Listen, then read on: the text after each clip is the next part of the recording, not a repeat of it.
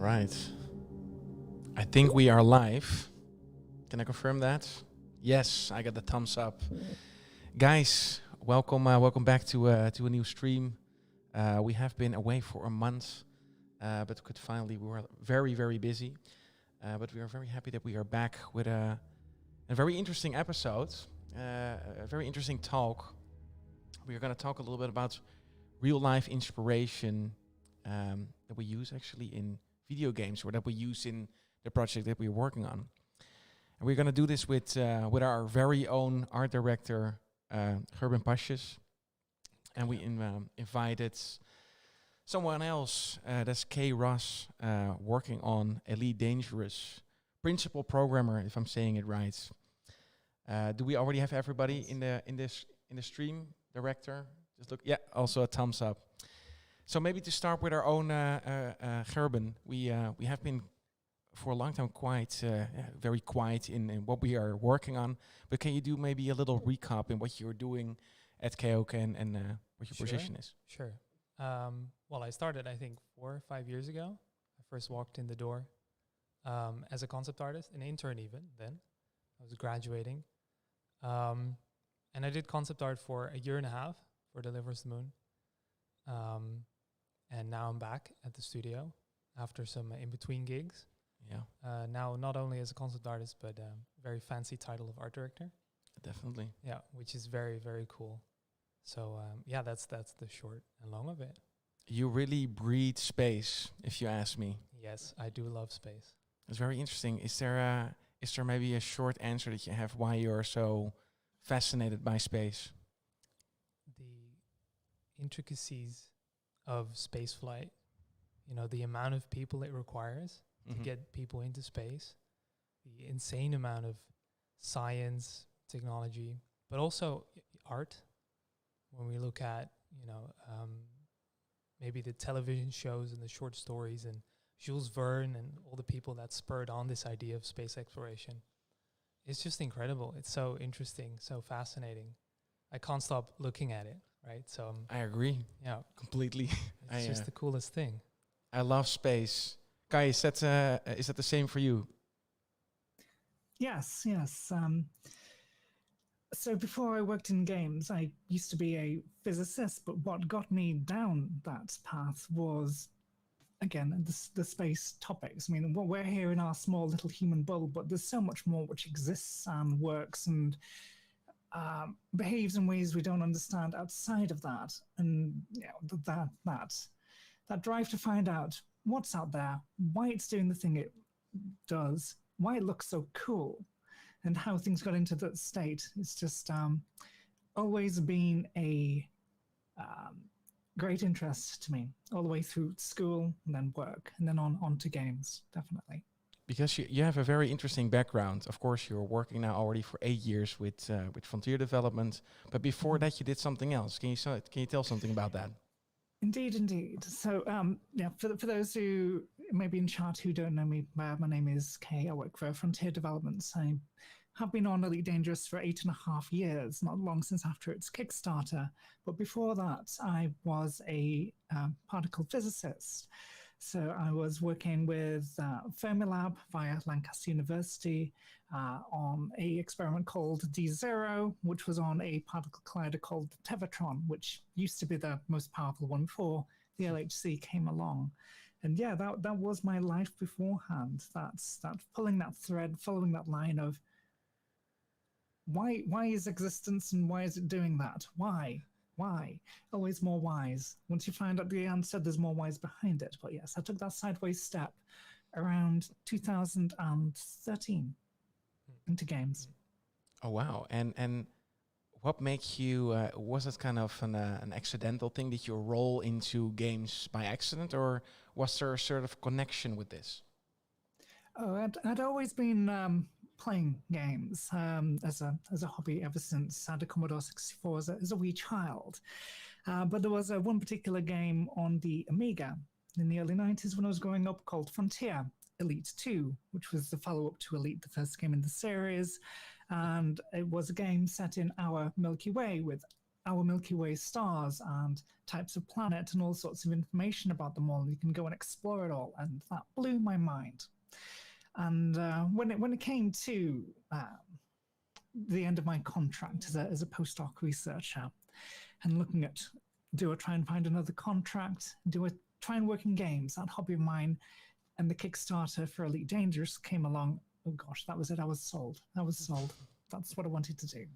Awesome. Is it the same for you? Like, when you were younger, did you already feel that your interest was going into space, or was there something else that sparked this idea? No, I was kind of blind to it all. I always liked games, and I started playing around with level editors that shipped with games like Command & Conquer, Grand Theft Auto, I think also had a level editor. And I would just mess around with them and get like a copy of 3ds Max somewhere and put a teapot in a game instead of a tank, that sort of thing. But then when it came time to start university, I didn't think about games necessarily. What did you think about?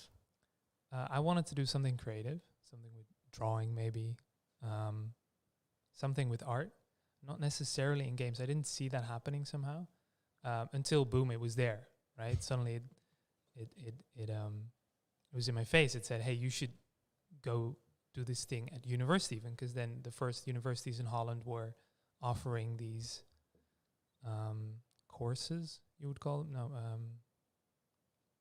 A bachelor. You could get a bachelor for game design. Everything was game design. So I started doing that, and it worked out somehow. Not sure how that happened, but all in all, it in hindsight, it didn't take a lot of left and right, and first going the wrong way and then the right way. I did some programming, ended up at the Game Design University, started doing concept art, I guess, is what you would call it then. And then just kind of rolled into it, right?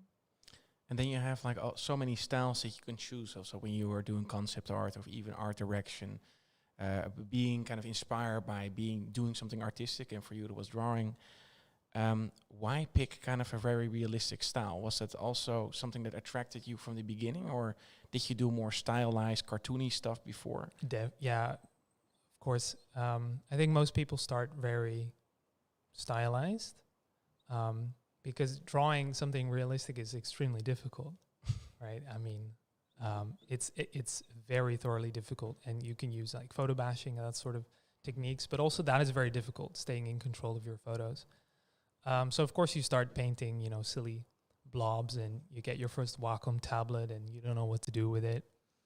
So of course you start stylized, but relatively soon, this love for spacefaring, going into space technology, started to catch up with my artistic skills in a way that I thought, hey, maybe I could make sci-fi, right? And then the realistic style sort of matched really well with that, I thought. There's a lot of real life reference that I can already pull from. People have landed on the moon with real stuff that I can draw inspiration from. And so, making other realistic sci-fi art just, I think, makes a lot of sense that way. Yeah. Okay, is that for you as well? Like, you have this background, this real life background in how things work. How did you kind of got that real life inspiration and put it into a game? And where was the line where you're saying, I'm breaking actually the reality here, but it feels real? It was a wonderful first few years of developing Elite Dangerous with this, because, of course, the CEO and one of the parents of the series itself, David Braben, was still there, and he is very much a scientist as well. So that gave me, as a fresh young programmer there who was tasked with starting to write the systems to generate the environment people will be in the Milky Way, it gave me a lot of leeway, because that was one of the tenets of the game, which is why it was attractive to me in the first place. So I could start out with, well, at least one of the main things I was responsible for starting out with was getting the data in such a way in which the artists, the rendering team, the VFX artists at the time could then use that to render the game world. I was more on the core side, the gameplay side at the time, just providing that initial data. So the picture of the galaxy, the picture of the game, on my terms, on my side of things, lived in numbers, lived on the computer.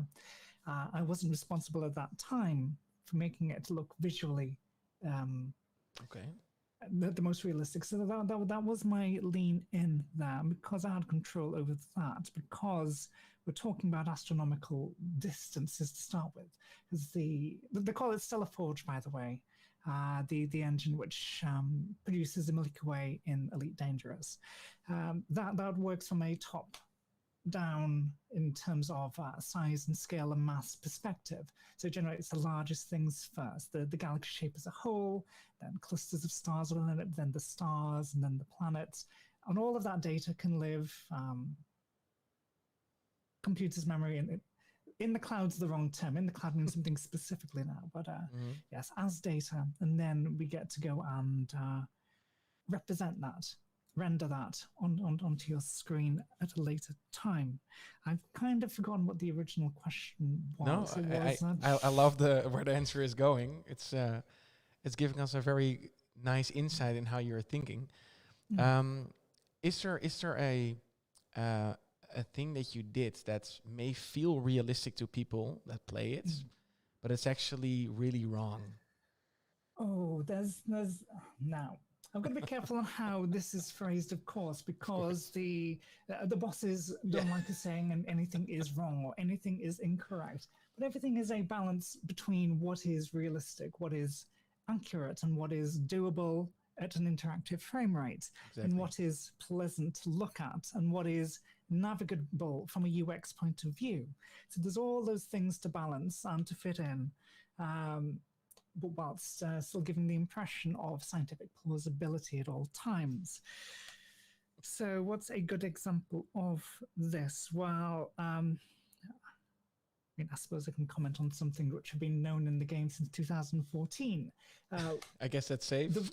Yes, the way that we generate the stars and the star clusters and whatnot sometimes results in an artifact where one sector of space is more populated than another sector of space, and you can visually see that line where it goes from one to the other. And unfortunately, once that's in and baked out for the galaxy, we can't update that. But also, we're in real time building a model of the galaxy, which, I mean, when you're doing this in research, you're using computing clusters, you're not doing it interactively, you're letting it run overnight. So there are some performance things to balance up there. So that you do end up with the occasional outlier.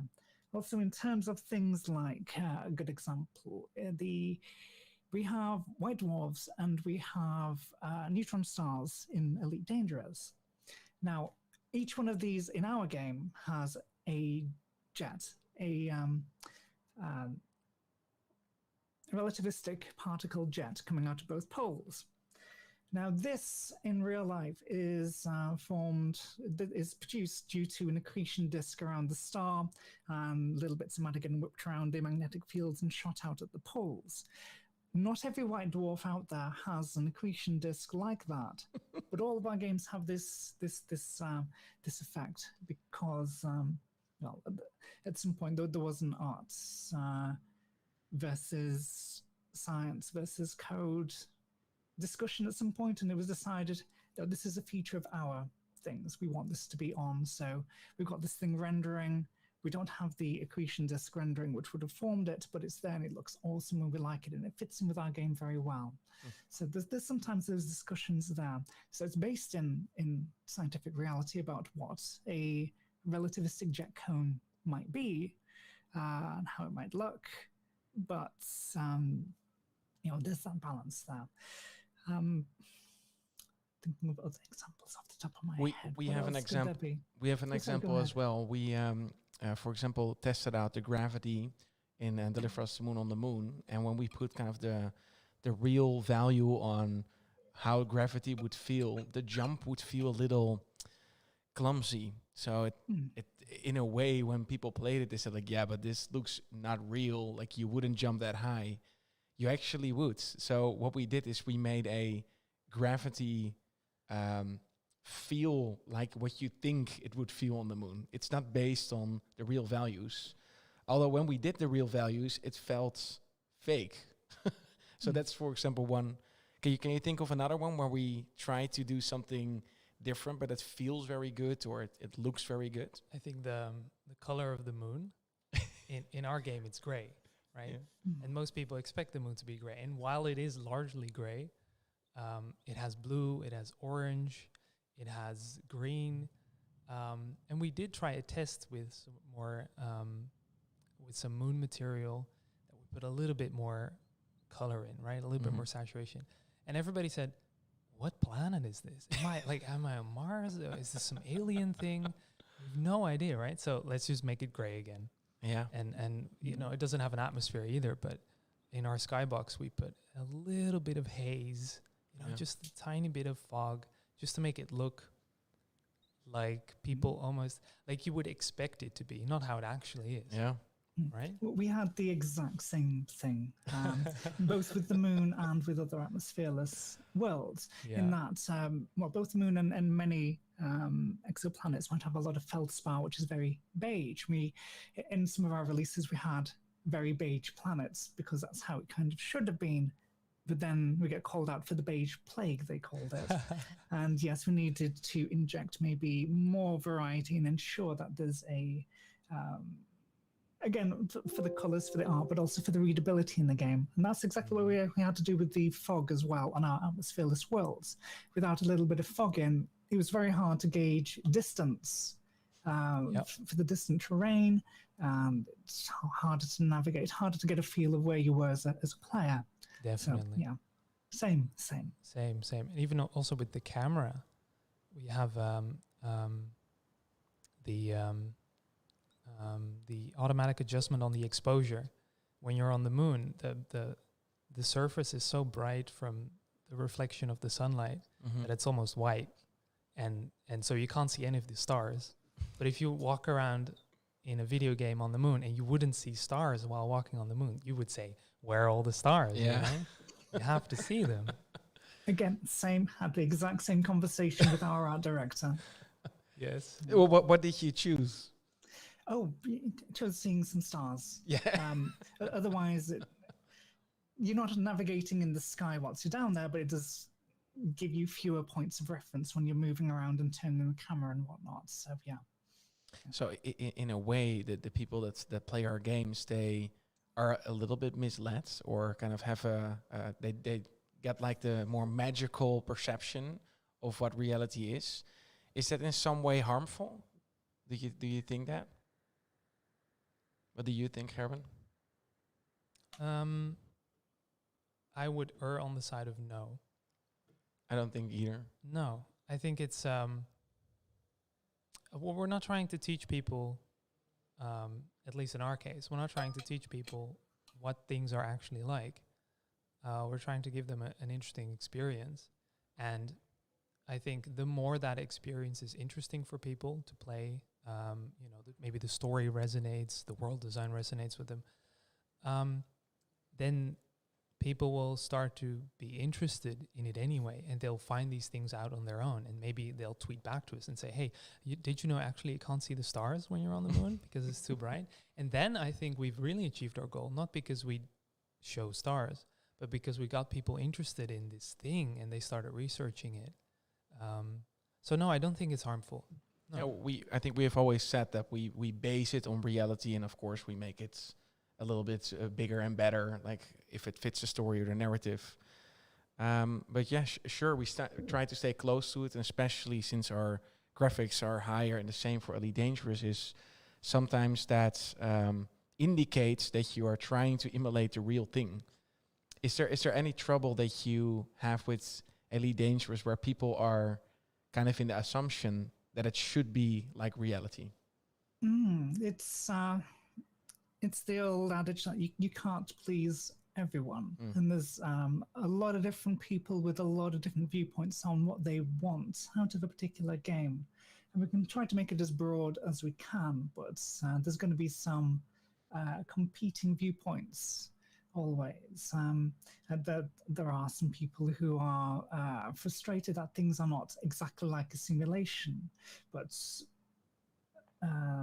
again, I do not want to sound dismissive at all, but we are making a game rather than a simulation, so that various people, a wide amount of people, can enjoy spending their time in it and not get turned off by maybe some aspects which they're not immediately interested in. However, if we can hit that balance between the scientific plausibility and how things are presented, and to make it interesting enough to them, if it helps them to learn or get interested in it or read more about it and then complain, yep, as you already said, that's fantastic. We've got them inspired a little bit. And there are, of course, some on the other side saying, why are we limited by what's realistic or not? It'll be more fun if we could do this, or more fun if we could do that. Mm-hmm. Yeah, it is difficult, and I do not envy the designers for that, who need to come up with the systems to compromise and to test out. But hopefully, if we keep on going and we keep the scientific inspiration on our side going and present and keep striving towards it, we can hit that nice ground, which would at least please most, I hope. Yeah, I think so.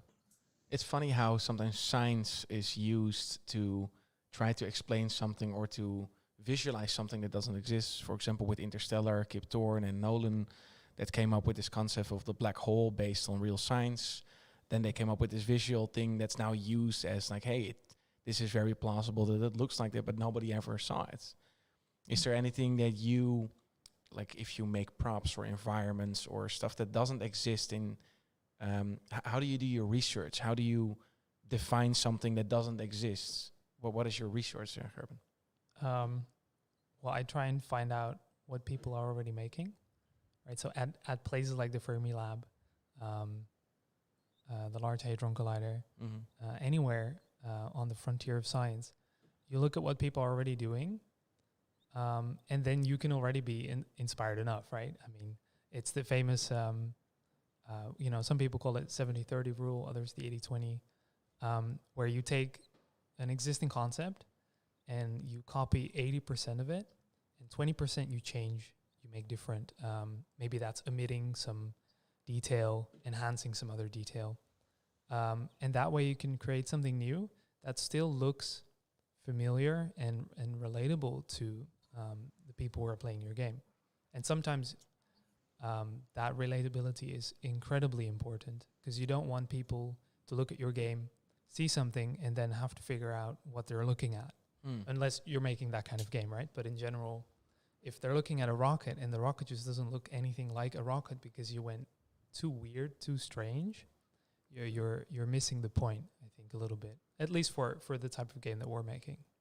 So wouldn't you say then, if you create this thing that's a sci-fi kind of a fantasy picture or kind of visual of something, can maybe inspire the reality? So you kind of turn it around, so then reality is inspired by fiction.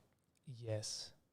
That's always, I think, the coolest thing. I think a better example of that would be, I just finished, I'm going to butcher his name, but Ted Chiang. He wrote Stories of Real Life and Other. It's a short story collection, which also has the groundwork for Arrival in it, the movie Arrival. And in his new short story collection, at the end of the book, he writes, I went to a presentation of a physicist or somebody doing something very smart in science. And that person explained that a time machine would be possible without breaking Einstein's theory of relativity. And the author, Ted Chiang, was so inspired by that he wrote a short story based on what the person told him. Funny. And that was just so, you have this incredible short story full of wonder and amazement, and you find out it's based on an actual concept that somebody thought of that probably wouldn't break the laws of relativity. And then I think that's incredible. And then the other way around, when you hear the NASA scientists talk all about, how I want to say StarCraft, but that's the wrong one. Star Trek. How they were inspired by Star Trek to do all these things, right? And of course, it's not just that. Somebody said we need to go to the moon, but these kids grew up with these comics, these stories about other worlds that they could possibly explore, and then in their decade, in their time, the science was there to do that. And I think, I can't prove it. I was born in 1993, so I'm way too young for that. But I like to think that it's a bit of, a hand in hand, right? If nobody was writing Jules Verne's stories, if Jules Verne wasn't writing his stories, would it have happened the way it did? I think art, video games, movies, they have maybe a bigger impact on science than we would argue, that we would think, maybe. Yeah. I find it in a very interesting train of thoughts. Okay, do you think that as well? Do we, as game makers, inspire real science? Do we inspire, or do we even predict science? There have been some very serendipitous coincidences with Elite Dangerous. I'll speak for a second. Though, just to reiterate, the whole reason I ended up being a physics researcher in the first place was a video game on the Amiga growing up. So circles round then. I can certainly vote for that being a viable path through. Yeah, so I went to go speak. Where was it I went to go speak?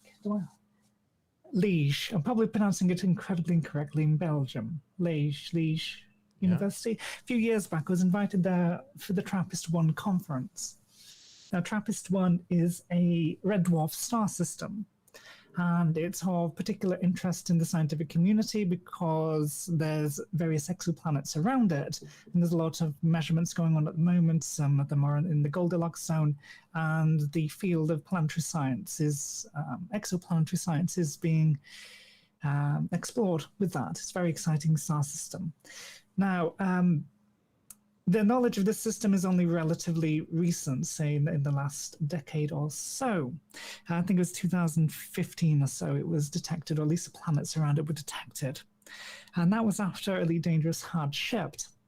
So intrepid explorers in our game would go and have a look in that same region of space, and lo and behold, in the spot where TRAPPIST-1 is a red dwarf system with 5 exoplanets, some of them in the Wow. In the Goldilocks zone. So that was maybe testament to Cellarforge, maybe incredibly lucky, but that was very surprising to see. That's why I got to go and speak at this conference there. Just from putting into our, compared to research, rudimentary model for generating a galaxy with the right starting parameters and the right equations, ending up with such a system in so close in parameter to it in the end. That was quite amazing, strange, fun. So yeah, very interesting. Maybe really good science behind it, or a self-fulfilling prophecy. Maybe we are making it happen as it goes. Maybe the Forge is the real reality. Yeah. Oh gosh, I think there was a Terry Pratchett book in the Discworld series about that. Was it Making Money? Where someone makes a model of the banking system so perfect, it was the banking system and people could manipulate it through it. Discworld's a fantastic series, very, very fantasy, very good, very good. But no, I won't have the audacity to claim that my simulation was that perfect. Just happy coincidence, maybe. Happy coincidence, yeah. It depends if you think coincidence exists. I don't know. It's very interesting. Maybe it's like what you were saying. It's going hand in hand a little bit.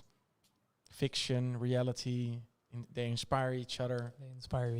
Yeah, it's very interesting. Yeah.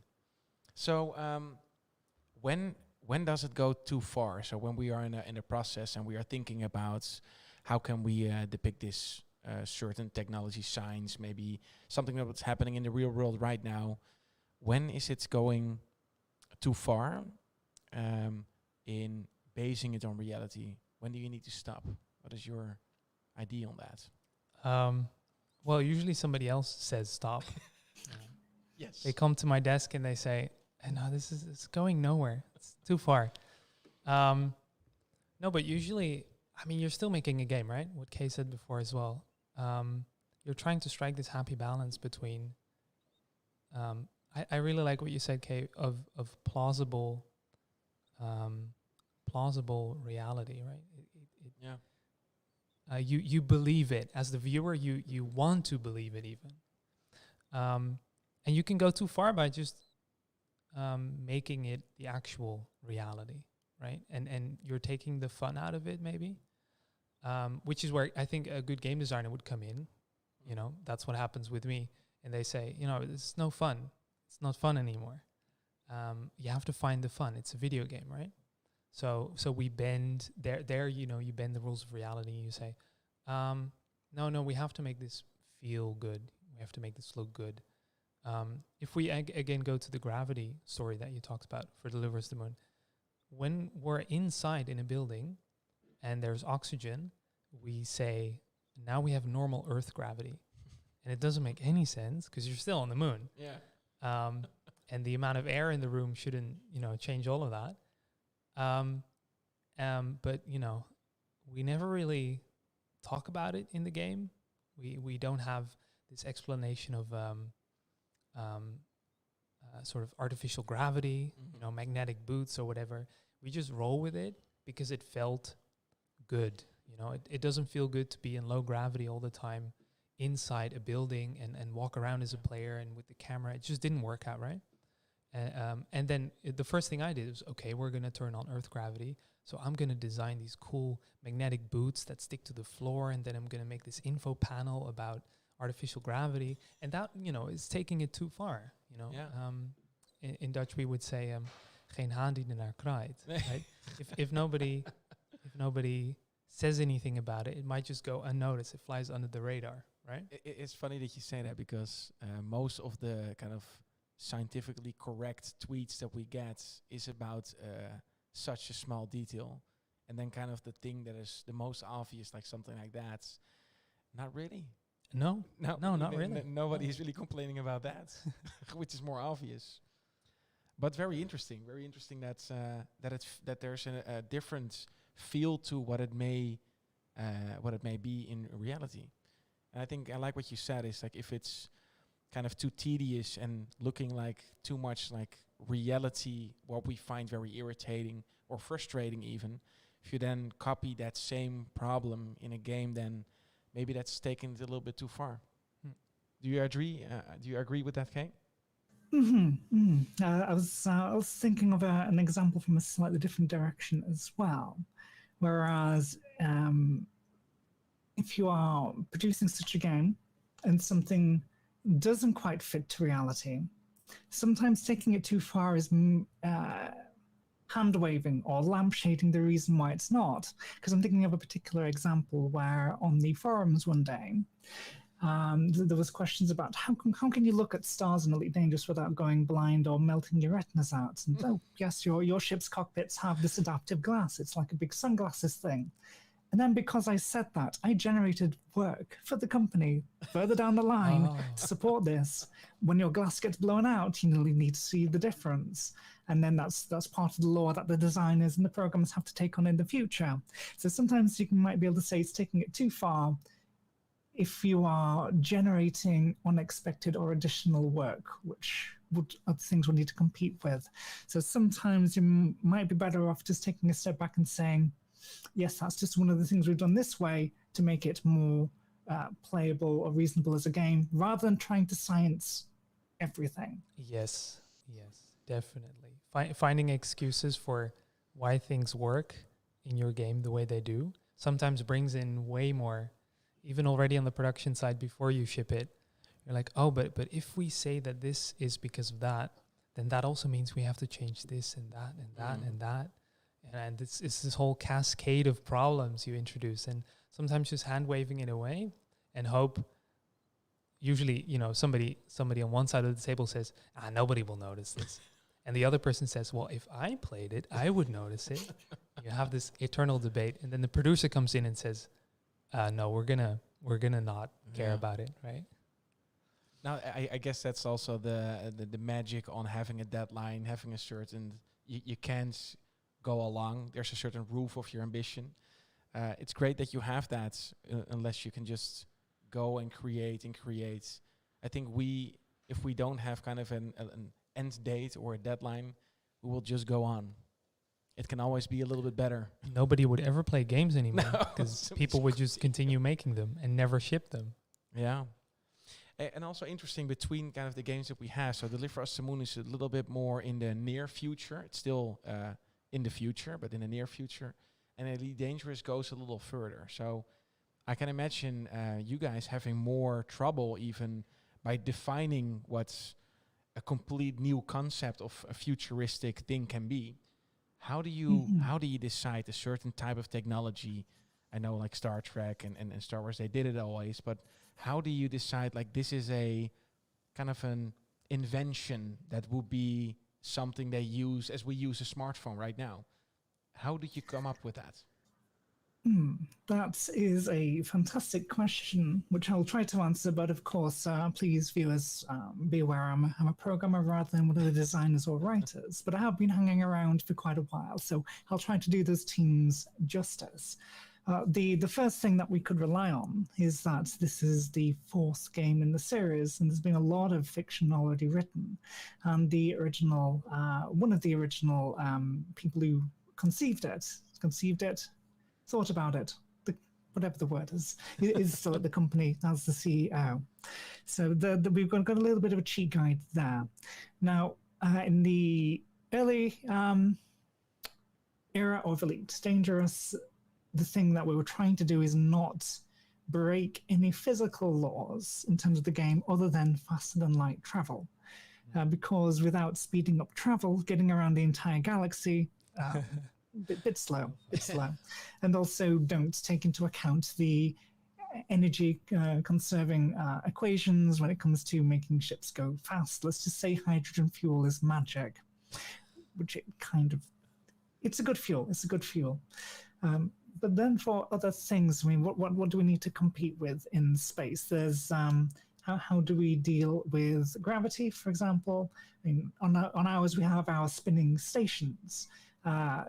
Technically, in our ships, we don't have artificial gravity. Everyone's seat belted in, but we're not walking around on them. So that's not something that we've shown or done yet. I'm being careful about what I'm saying because people will take what I say and make guesses about stuff. Nothing to announce here. I'm just trying to be careful about what I'm saying. I know. But yeah, on the stations, they all rotate. They don't rotate at a rate fast enough to make Earth gravity, but because it's rotating, we can say, oh, that's enough. You can walk around normally. When it comes to other technologies such as communications, it's just easier and more fun to have instant communication across the system rather than having a few hours delay, potentially. So that is a concession there. But in terms of other technology in the far, far distant future, I guess from a relatability point of view, we've not, the royal we, I'm a part of the writing staff, we've not pushed it too far so that people can go in and get a feeling for what's going on. They know what's going on when it comes to weapons on foot. Oh, this thing looks like a rifle, or this thing looks like a shotgun, it looks like a pistol, we're familiar with it. When it comes to flying around in the spaceships, it feels like flying around in a aeroplane from today, because that's what feels more comfortable, more natural. So the magic aspects of technology, we've not pushed it too far. We've not pushed it David Lynch's Dune far, or anything like that. All right. And maybe if we take it back, Gerben, to reality right now. So companies like SpaceX and then Elon Musk with Tesla, of course, but also Blue Origin, Virgin, Hyperloop, that kind of stuff. What do you think of that? Like, is that going fast enough? Is that what do you think of the reality happening right now? That's a tough question. I think in terms of space flight, it's great that we put this stuff out in orbit. And we try and get this thing going because it's gotten us very far, in the past, and it still is going. But I'm not sure, where. When Jeff Bezos went up to space, I didn't see him bring a bunch of science experiments. And of course, that was not the point of his rocket at that point. But I'm wondering, I think it's an eternal debate, maybe. Will space tourism also push space exploration in a scientific way? Probably yes. Will the money generated by space tourism help build scientific space stations, help generate more public interest, help generate bigger budgets for companies like NASA? Maybe the answer is yes. And so in that case, I'm all for it. So do we indirectly, by making space entertainment games or even movies, do we kind of support the reality of things? Because maybe people get inspired from it? Is there a correlation, or is there no? Is it just entertainment is specific and there's no correlation? Well, there would probably be a correlation. People play. Well, I don't know. I think so. It would be difficult to prove, proving this. Maybe it's very causally related. But generating interest for space flight and understanding why we're doing those things in real life is very different than what we usually present in video games. In video games, we go to space to have these dramatic adventures, and we go in dysfunctional crews with dysfunctional technology just to make it exciting and cool. And that is not really related to what we actually do on the ISS, right? Where they work 10, 12 hours a day just to do 20 science experiments and keep them all running and going. It's a very different reality. Yeah. So I'm not sure how that's necessarily related. So do you think becoming multiplanetary is a good thing to do in reality? Oh, jeez. Okay, Kay, what do you think? What do you think in reality? I think that we could have an entire 12-hour podcast on this and still not solve it. It's a large and complex question. Most definitely. So in terms of how are things going with the latest generation of people who are pushing the space technology, again, careful about how we go on this because it can pretty much turn into a political or sociological debate about should it be in the hands of corporations and billionaires, and what is their motive for doing so, and what's going to be the consequence for the little people at the bottom of the line from that.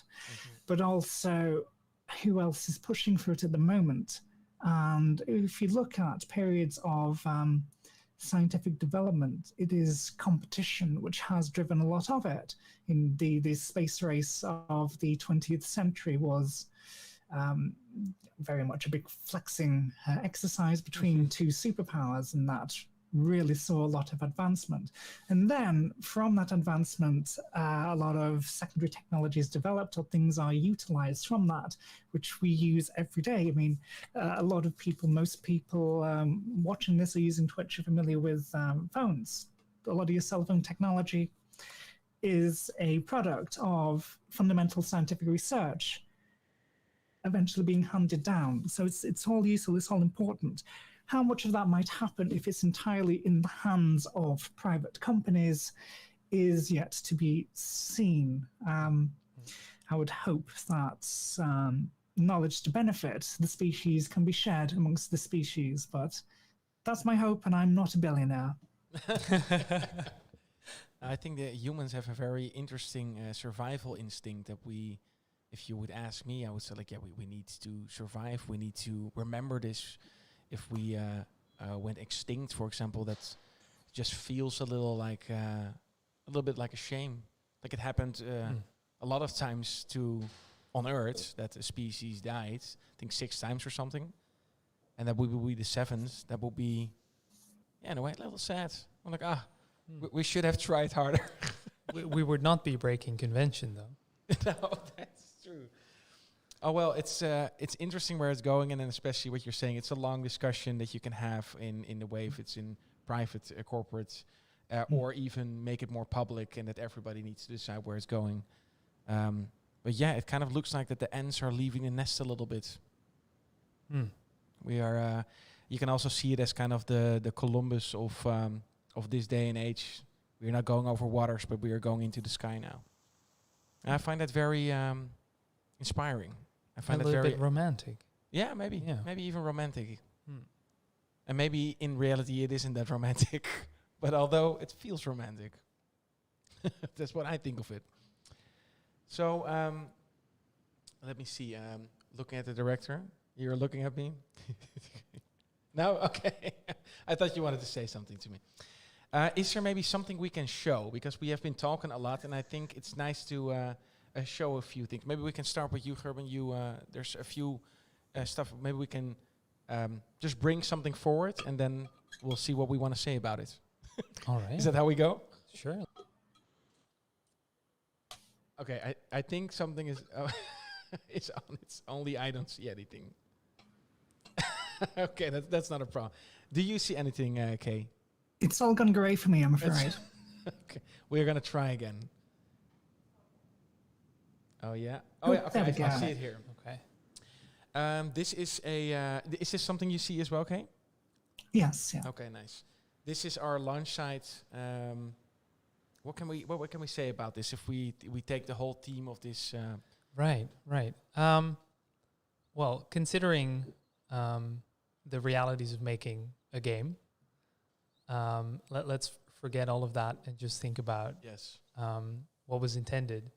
And we have at the start of the game, it's a science fiction game, and we're going to the moon, right? Deliver us the moon. So we need to get to the moon as quick as possible. We need to get you into a rocket into space. So we have about 10, 15 minutes to set the stage on what's happening on planet Earth. So we have a very short while to explain to you. It's all kind of gone to shit. Yeah. We have a pretty dark idea in this game about what the world is looking like with the energy crisis. If you can skip the director to some of the news articles. We have some in-fiction news articles. We're going very fast. Yeah, that was very fast. There's a bunch of text mostly, show, don't tell, but this is a bit of both. About, oil companies going bankrupt, the energy reserves running low, and then the WSA starting this new idea of using helium-3 on the moon, putting it into some kind of fusion reactor and sending all of that energy back to Earth, and that would be the magic solution, right? Yeah. But of course, everything's gone awry, and you need to go up there and help save it. Yeah, we really wanted to tell the story as well about kind of our that we need to be careful with Earth, and this is kind of a dark future where we didn't really listen to the red alarms. Yeah. Although we didn't want to be the game to be too educational when it feels very kind of like schoolwork, like, oh, this is homework now, really pushing kind of this agenda. But yeah, definitely a subject that is close to the heart. Yeah, definitely. And like you said, it's not about teaching people. It's a video game, has to be interesting, short and snappy. So we don't want to underplay it. It is very important to our game, and especially in the voiceover, you hear a lot of the sandstorm is coming. There's a weather message about the equatorial desert expanding, engulfing parts of, I think even Boston, as far as Boston. So we're sketching this picture of energy crises and a pretty dark state. But then, we have to get on with the game, launch, get into space, and do all this cool astronaut stuff that people want to do, right? Yeah. Maybe kind of setting the tone in. It's not only you wanting to portray a path and find and discover the mysteries, but also you saving the world because it's completely dried up. We need some extra resources. So it's also setting the tone in the way we're trying to tell it, but not to be educational. Is that something as well, okay, that you in the setup of Elite, is there some real stuff or kind of what we are doing with nature and how Earth is doing that you really wanted to push forward? So in the previous game, well before I joined, it was added into the game that Earth had undergone, environmental disaster from, pollution, I believe climate change as well, and it's something that the company wanted in there as part of the narrative to, explain this. But I don't believe it was put at the forefront. But then going on to Elite Dangerous, I guess on my area, I don't believe it has been explicitly called out, though we have a very terraformed Mars, which perhaps is showing, well, that humanity does need somewhere to live. Now, terraforming is a whole, again, another 12-hour conversation about how it's a wonderful concept and we need to research, but it is not going to be a quick and easy fix, at least in ours or the next 10 generations' lifetimes. But yeah. I think I heard sorry. Elon Musk saying it once at this talk show that we just need to biobomb Mars to terraform it. And I think the host was asking, hey, this sounds more like Lex Luthor than Superman. And in a way, it sounded more like a villain's plan. Although I think it's a very interesting concept to look into. Is that something you think as well, like terraforming, something like that, or biobomb it? So to speak for, again, David Braben, because this is a conversation I've had with him at a Christmas dinner a good few years ago, company party and whatnot. And it's one of his thoughts that, oh yes, Mars terraforming could work with that. We've got a lot of comets in the Oort cloud, and if we can direct them at Mars, we can give it a whole bunch of atmosphere and a whole bunch of liquid water, that could help out, and it will not be permanent. Mars does not have the magnetic field to protect its own atmosphere from the solar winds forever. Kind of part of the reason why it's in its state it is now, but it would last long enough for maybe thousands of years, but then again, it would also not settle down quick enough for maybe hundreds, thousands of years. So that could be an approach, and various people are thinking it. One thing it will do, however, is totally remove any forensic science you can do on Mars. If you're still interested in looking at if there was life there or anything else to do with Mars as is, it will be pretty much wiped clear with this approach. Yeah, very interesting. I would love to see how kind of the science develop on this. I'm very open for everything that goes into that direction. Although it sounds also scary because we never done it. Therefore, it is kind of walking in the dark, kind of trying to see what happens. And do we fail? Most definitely. Is there a possibility of an opportunity? Also. It's just the scale at which you fail is a little bit bigger when you're terraforming a planet, right? Maybe on the universe level, that's why I always love when you zoom out from kind of the solar system, Milky Ways, that, yeah, sure, if you kind of screw up one planet on a universe level, it doesn't really matter. It's like a grain of sand in like this big masterpiece. Although on a detailed level, oh man, the consequences are enormous. And I find that very interesting. It depends on which perspective you are looking at. Yeah, for us it will be insane if we screw up something like that with our own Earth. Well, we are, right? It's happening right now. No, that's what you see. Yeah. Although it's still hard. Maybe it's just hard for a lot of people to see it, because it's also maybe looking themselves in the mirror too much. The same for me. Like you kind of don't want to give in to that fact that you're doing something bad, even with our own bodies. Like it's sometimes if we do something bad to our bodies, sometimes always very hard to recognize that you're doing that yourself.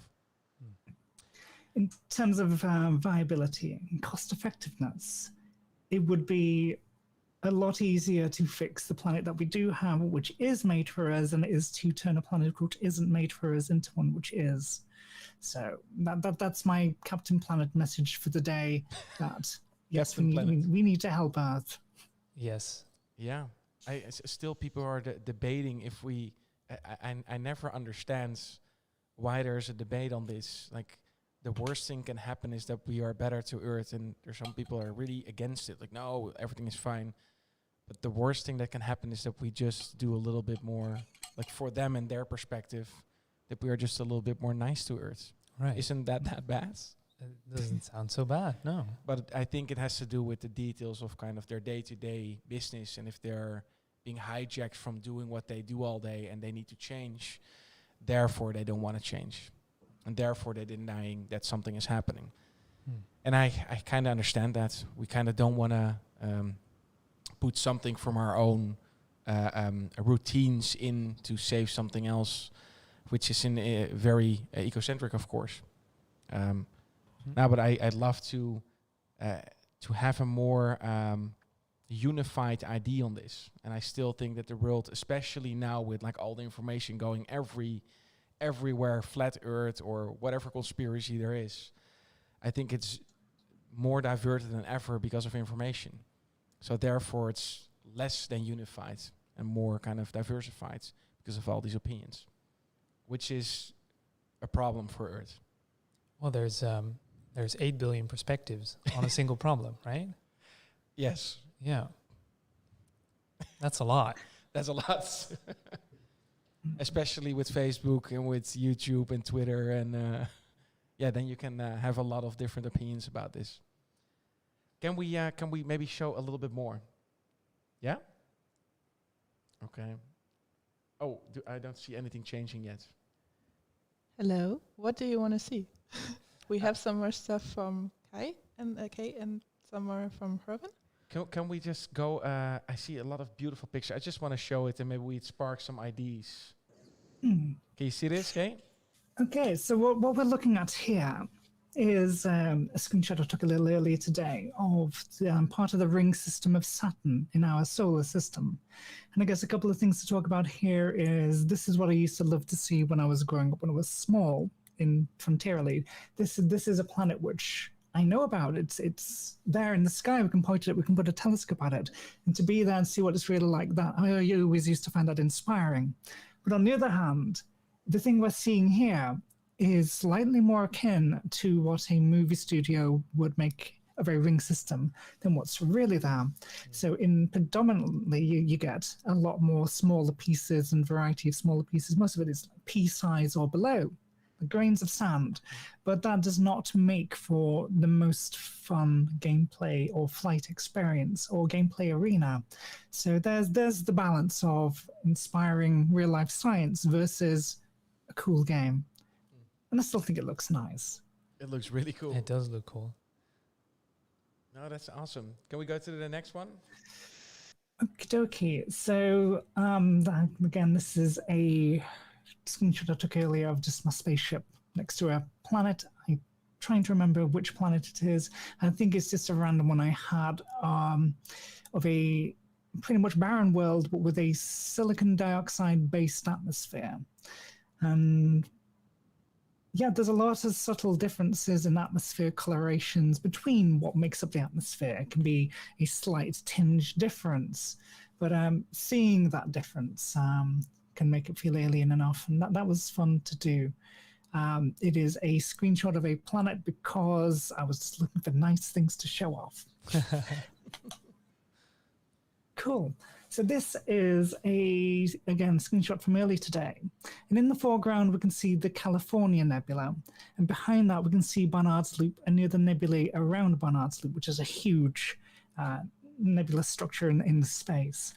And I was thinking of what can we show which is scientifically based, but also you're not used to seeing it on Earth every day. You see scenes like this. But yeah, seeing these things in games like this, I always found cool because it's out there again. It's something real. It's something totally alien to us and looks cute, beautiful. This is the simple behavior of gravity, and excited particles from nearby stars can produce, if I want to be pretentious about it, works of art. No, I'm not saying the work in it is a work of art. I'm saying nebulae themselves are. But again, something to point out here is the coloration. So in a lot of photographs from NASA, you'll see fake color photos of nebulae, and they'll be very bright, very vibrant, things which look cool, and people reading these magazines and books want to see because it looks cool and amazing and whatnot. But that's not how they'd look to your human eyes. To your human eyes, these would be maybe a dull red, reddish gray, maybe a tinge of green in it, very subtle. But again, that doesn't make the best game environment. So we've tried to keep the plausibility, but not go the full way of the known false color photographs from NASA.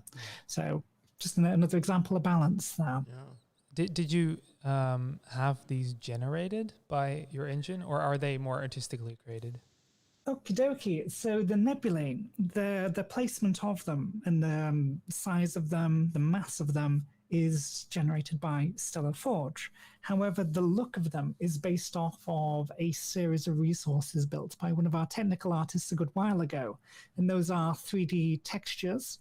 And there's a 3D texture and a 1D texture based on them. The 3D texture for the distribution of matter within it, and the 1D texture for how light is absorbed through it by that density. And so you can get some fun looks from different angles through it. Right. And then, those resources are reused across the game. And now that is I'm trying to remember if this particular photo is a Lagrange cloud or a nebula. I think this is a Lagrange cloud, which is a reuse of those same assets in a way. Some of them are reused, different scales, different colorations, different setups, different shaders to represent something else in the game. Now that is a common thing to do in the games industry. You have an expensive asset. How can you use it? How can you make the most out of it? Yeah. And we got these things that we're calling Lagrange clouds as well, which is a dense area in a stable gravitational point between the orbit of two bodies where things can accumulate. And then again, those are real life things. We've got various Lagrange points in all of our orbital systems, and often you get asteroid clusters or gas accumulating in them. Now here, it's a lot thicker than perhaps you might imagine from that, but game or some unique environment, that's that balance. Where do we put that slider between fun and just scientific interest? Yep. So that's an aspect of the game. Hey, so this is a relatively old screenshot now I took from an older talk I did, and this is Earth in Elite Dangerous, and the coastline is a little different from what you'd expect. Today, in parts of East Anglia in England, is underwater, and that's because all the sea levels have risen because of the warming which has happened through climate change. So it is represented a little bit. It's less brown than it was in the third game, First Encounters, just to make it more recognizable. But this is another view in a Lagrange cloud. I just wanted to show off because it's pretty, but also, again, that same point about Lagrange clouds can be a thing. Maybe not quite as thick as this, but hopefully this is a nice, pretty, and inspiring picture. Awesome. This was a screenshot of the system map of the system TRAPPIST-1, the red dwarf system that I mentioned a little while ago, just as a chatting point if we didn't chat about it earlier. So to give, I see the director like pushing the button very fast. To give you a little break there, always if I'm looking at the universe like that, I ask myself, are we kind of the only species on Earth that are aware of our place in the universe? Like we know that we are on a ball, and that's in the solar system, and that's in a Milky Way, and so on. Are there any? Do you think there are any other animals or species on Earth aware of this? Like dolphins or something. Okay, what do you think? It's very hard without having a conversation with them, and the language barrier does get in the way a little bit. My dolphin is not that good. Star Trek 4 is to believe, they know everything. Yeah, maybe. What do you think? Do you think a horse?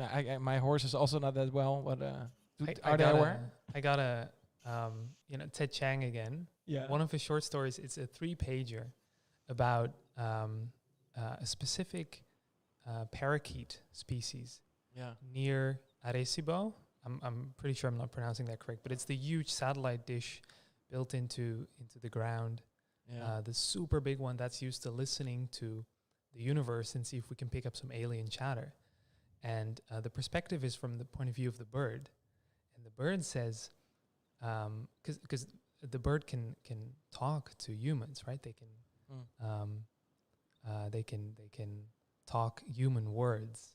And some birds have apparently been around humans for a very long time. They get like 40, 50 years old, some species, and they learn quite a lot about language constructs and even mathematics from human language, right? And so the bird says it's so sad that they built this massive telescope and cut down a part of our rainforest while we're just here next to them, but they don't want to listen. Instead, they're listening to outer space. And it's a bit of a lament because the parakeet is like, I hope they'll listen to us before we also go extinct. Yeah, that's very interesting. It's a beautiful but very melancholic story, right? Yeah. That we're so busy listening to outer space and see what's there, while maybe it's already here. Maybe it's already here. Maybe like some other species that we want to talk to, which usually you'd think aliens, could just be living in the rainforest. Yeah, I like that. Especially with so many kind of different animals, insects around us. I find it, and also under the sea, like fish and stuff. You know, it's an alien world already. Although I'm also very fascinated about an alien world out there on a different planet. Maybe there the fish do talk. Yeah, that would be funny. I'm very convinced there's something else. Like it must be like the plausibility of something living on another planet is too. It's just too big for only being one planet with something that we call life on it. There must be more. That we call life. That we call life as how we define it. Right? So always if we think about aliens and we see about these gray with big eyes, that's kind of the depiction of the alien. It's kind of us, but then gray and bigger eyes.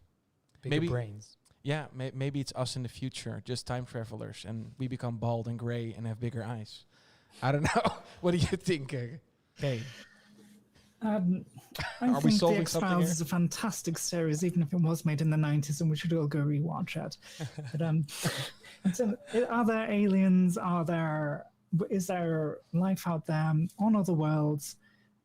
I'd say no doubt. There's that many. I mean, for example, in our galaxy alone, there's 400 billion star systems, and many of them have their own planetary systems, all with their different chemical makeups, all with their own stars, all with their own ages.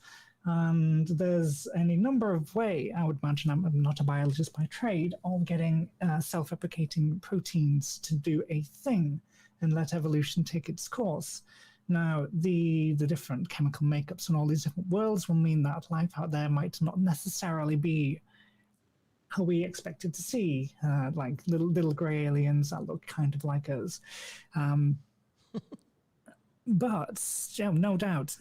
And the language barrier there might be even greater than it is with dolphins here today. Yeah. But it's lovely to think about. And I know there's whole branches of research departments thinking of exobiology. I love the movie Arrival because it's about language as well, and it's very interesting to explain a question and then explain something that doesn't know what a question is. Find it a very interesting concept, and then of course a language barrier that's also in the movie. How can you make sense of what's happening? I find it very, very interesting because we always, like, in our brains we think that, hey, there's like a UFO coming. Somebody's coming out, and for some reason we say, hello, welcome, we come in peace. Hope you serve well. Tell me what is the answer of the universe. And the answer is still 42. It's always 42. But I mean, in absence of all better options, that's what you do, right? Yeah. I mean, how else would you start a conversation? You have no idea. So you might as well say, we come in peace. Yeah. It's a good start. It's a good start. Yeah, let's keep it that way then. Let's come in. So what would you say, what would you ask, Kay, if there's now just this alien, it's hovering above Earth, it's like, you know what, I just want to talk to one of those humans. And let's say, for some reason, it's so smart that it can take the shape and talk English. And it could give you an answer. Do you have a question for that alien? Okie dokie. So this is an alien which has visited us. It's a species which has mastered superluminal flight or Yes. extra-dimensional travel, something like that. And for a species to get to that state, they need to have learned how to work together. They need to have learned how to harmonize and work towards these goals, because these are huge problems. And I guess what I think off the top of my head is an important question there is, how do we do that for us?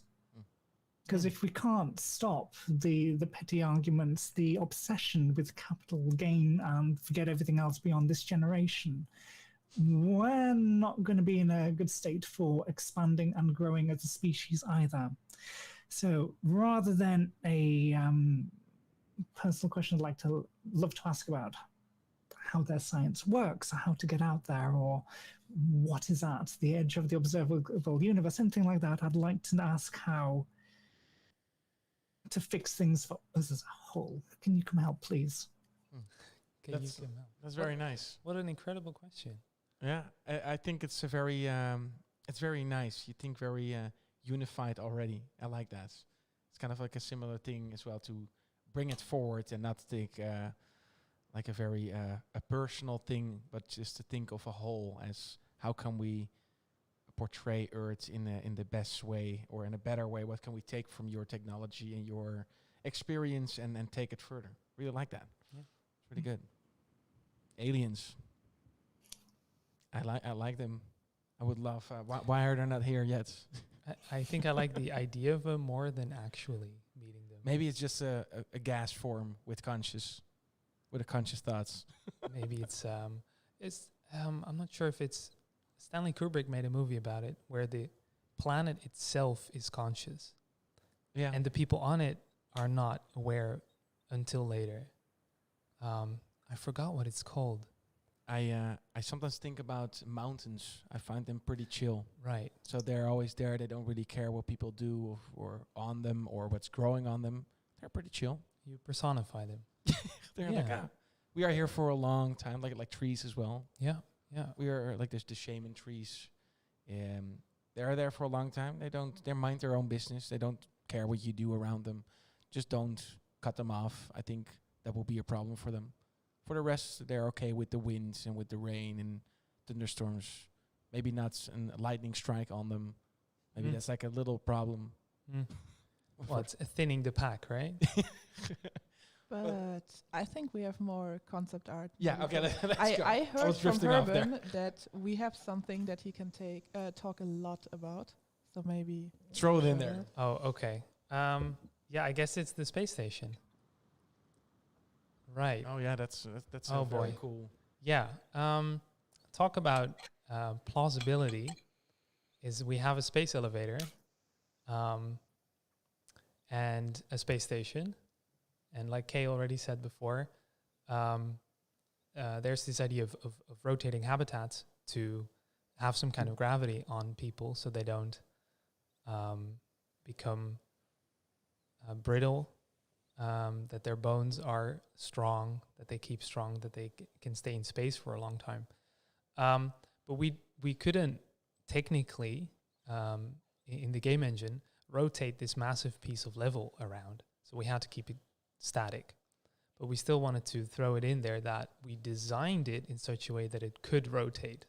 So there's this inspiration of real science, like this is how we would do it. So we take from there. And there's a couple of images. Director, if you could skip next one. This one, yeah. Oh, it's a little dark, right? But we put a bunch of some parts of the spaceship are not rotating. They're not designed to be rotating. And so there's an up and a down, very clear. And so we put the stickers, the warning decals, the text, in a certain orientation to make sense to the player. But then halfway through the design, we come into the outer ring, and the outer ring is supposed to rotate. So suddenly we flip the perspective of what's up and what's down. So suddenly the walls become the ceiling. There's another picture. I have to say, this was very hard for us because this was our debut game, our first game. So also game design-wise, we didn't have an easy job to start with something like that. No. 360, a zero-gravity environment. Oh yeah, did you guys think about guidance? Right. Oh, oopsie. Yeah, we'll try. I think actually I'm very proud of what it became, what it's the end result of it, especially for our debut game. That's I think especially the space station worked out really well. If you skip to the nope, yes. So we design a chunk that is supposed to be rotating, so the wall becomes the floor on the right, and the left wall becomes a ceiling, and so you're walking sideways. But it's not rotating anymore. So we have some stuff that's bolted to the floor, which then looks as if it's sticking out from the wall, and then some stuff that's floating free, and it creates a very interesting juxtaposition. And it inspired us so much during the development, just because you find this snippet in real science, like this is how they would do it, and you can get inspired almost infinitely from just that tiny snippet of real life science. You can take so much from that, and you try and imagine what would this be like, and then that meets with a deadline, getting this thing done, and then you end up with some final design, right? And that's then what it is. But it would have never been, I think, it would have never been this cool if we wouldn't have considered what it would be like in real life, if we didn't think about that. And so same for the space elevator. It's on a specific point. The moon is tidally locked to Earth. So we put the space elevator directly pointing towards Earth, and then it would always point towards Earth as the moon is rotating around the Earth. And it took us a long time to figure out, like, where should we put the space station? How does that work? Where is it pointing? And then we muffle some of the parts, how we get the electricity to Earth, because of course you can't send it to the same point every time, because we keep rotating around it. And then the whole MPT, the microwave power transmission, was also based on technology that they're doing in China, right? Oh, I'm pretty sure they do it everywhere. So, but that I find that interesting that they, I think there was a specific program that wanted to do something with the moon on that. Yes. Well, in science fiction, it's been an idea for a longer time already to send power. So MPT means microwave power transmission, sending electricity wirelessly from one place to the other. And in space, there's not a lot to block any of that, so you can just send it over, no problem. You just so if you put a power plant on the moon, very broadly speaking, I'm not a scientist. Let's just preface that. No rocket science here. If you put it on the moon and just send it to Earth, there's a large section of space where it just goes unblocked. It just passes through to Earth, and then once on Earth, we sort of catch it with this big array of receivers. We would call them in Deliver Us the Moon. And then we capture the energy that is sent from space. One person asked, so if we have that transmitter, kind of the receiver on Earth side, why are there solar panels? Because you start with this field of solar panels. So, So, never lean on one single solution. Very good. Never lean on a single solution. Always have multiple backups. Somebody burned us for it a little bit. It's like, that solar panels, I find that very unrealistic. It's like, all right. Okay. We'll try better next time. Yes. Oh, well, that was that space station and space elevator. This one, did we already have this one? This is kind of the receiving point of moon. Yeah, so this is at the bottom, where very gamey. We gather a bunch of electricity from all different points on the moon, all the different bases that we visit. We send it towards the center, which is the hub in the spoke, and then we send it upwards. And because it's tightly locked, you send it directly up from the moon, and it goes. We aim it towards Earth, right? So that's where we point it. And in order to make it look cool, of course, microwaves, you don't see them. You don't. There's nothing to see. So we gave them some blue laser-like glow, because you need to see them as a player. You need to know what's happening. It would be very underwhelming when you push the button and it's like it's on, but you don't see any visual feedback. Don't see anything, right? It will be like, oh, it needs to sound and it needs to. Yeah, it's the movie version of the Saturn rings, what Kay said before. Yeah, yeah. It's you need to give it some pizzazz. Some oomph to it. Yeah. I like that. I have a question. Yeah. Did you ever get any fan feedback asking about, well, what about the libration of the moon as it slightly alters which way it's facing? No. Did you get any No. nitpickers about that? No. Maybe now, since you mention it, we Uh-oh. will get some Now we're in messages. trouble. I feel a patch coming up for Deliver Us the Moon. The answer is there's a gimbal at the bottom and it slightly changes the direction of the spire. You're all good, you're all good. All Awesome, right, that's awesome. good. That will be our answer then. Yeah, level design, you heard it here. We need to add a gimbal. No, but it's nice to get it right though, when it's really feeling and you don't have the question and it feels plausible and it feels like, yeah, this is kind of how you could see it. If we get it wrong, I think we had it with, we have a little robot that's flying with you. And somebody said like, yeah, but there's like little thrusters and there's fire coming out of those. That is impossible when there's no oxygen. It's like, yeah. Yeah. Yeah. I don't know. That was right. Yeah, all right. And then I said like, so, okay, from moon base to moon base, like normally you would drive maybe 6 hours from these bases. Would you like to have that in the game? 6 hours of kind of dully driving on moon surface.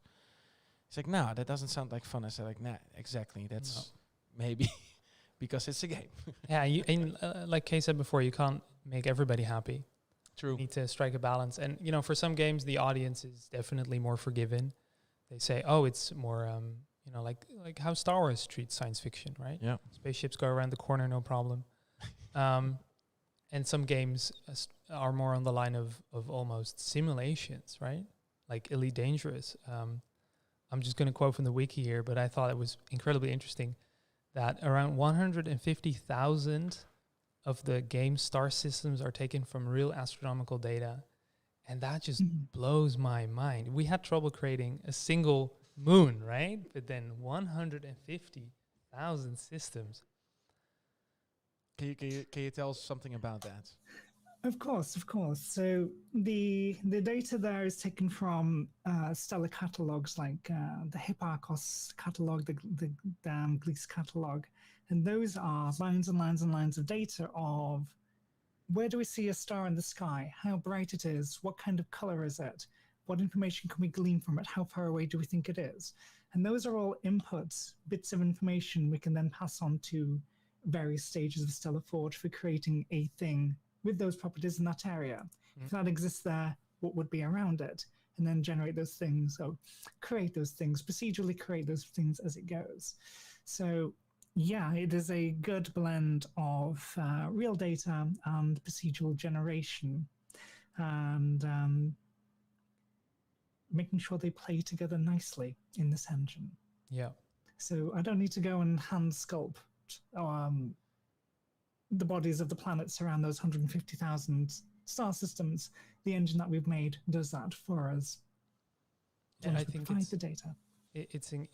Would you then, like, after generating the system, do you then fly there and see what it has given you, right? It's sort of a surprise to you, right? When you show up and you're like, oh, this is what it made. Oh, it is a glorious thing and it is a terrible thing all at once, because it is absolutely impossible to test every perturbation within Elite Dangerous. It's impossible to test all of the star systems, all of the planet types. All we can do is test a selection and check that they're behaving as they should be and are within acceptable bounds, and then hope that the rest of the galaxy is behaving in the same way. Right. But there is that wonder of, okay, we've got these starting parameters. We've got our system which does things with them. What kind of fun things have we made? And sometimes, or a lot of the times, the players, the fans, are sending in screenshots of things that we had no idea were there, and the fantastic and the wonderful.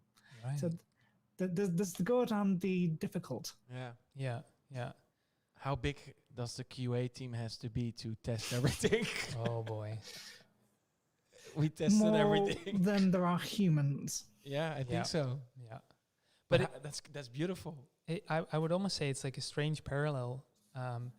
We're always trying to find this, this theory of everything, that one algorithm that catches what our universe is like. And then lo and behold, a year later, we find something that breaks the rules, but it's there nonetheless.